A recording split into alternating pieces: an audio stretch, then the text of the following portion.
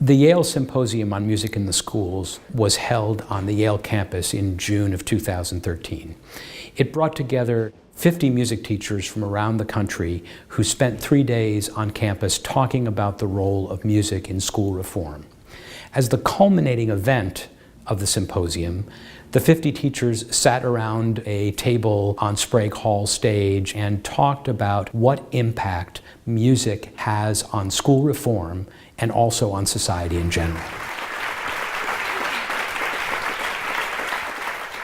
Music is so important because it allows students to be heard.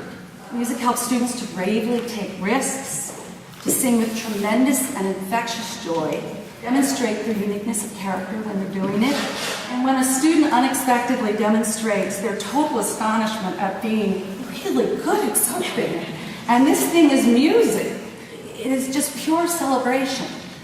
Being destructive is an option, but when students are in the arts, they choose to be creative instead of destructive. And that gift to our society and our culture and the choice that it takes, the discipline that it takes to make that choice, to choose to spend your time creating and adding beauty to the world instead of taking it away, is the reason why we do what we do. We are building creative beings. It's funny how we're always considered extracurricular or exploratory. I like to think of us as co-curricular. We balance students' lives between home, church, and school, and society as a whole. As the world evolves in education and culturally, we have to think outside the box. We have to do new and exciting things to bring students to our classrooms so they can go and take our classrooms into their lives. In music, we're synthesizing all of the subjects together. We can make explicit connections between what's happening in our classroom and then how that connects to all of their other subjects. And we know how in music, how it connects people, that was already mentioned, and in our ensembles, the connections, the listening and balancing and the blending and the adjusting. And that can be a model for our professional development teams to see how to listen and balance and work together. I was thinking just about one single word, concerto. It means to sound together, to agree.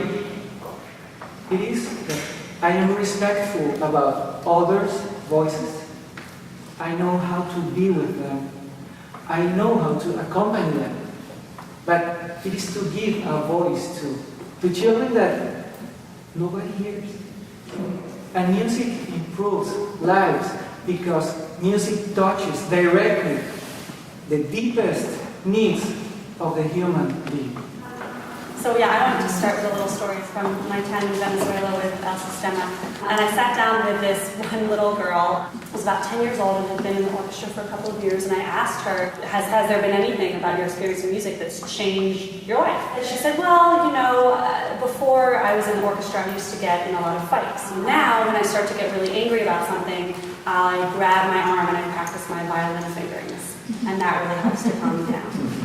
For me, what that story is about is that music for this girl and for I think many of us is a space of beauty. And it's a space of peace, and it's a space of happiness, and it's a space where our soul is being fed in some way. I remember returning to school after the Sandy Hook tragedy. There's a composer, Samuel Hazo. He created a work, and we premiered it at our spring concert. One of the students, she said, because of that work, I feel better for the first time. So I just say, why? Because we need it. One way out of poverty is music.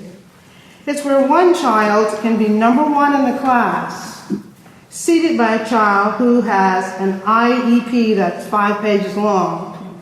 Nobody cares what his rank and file is at graduation.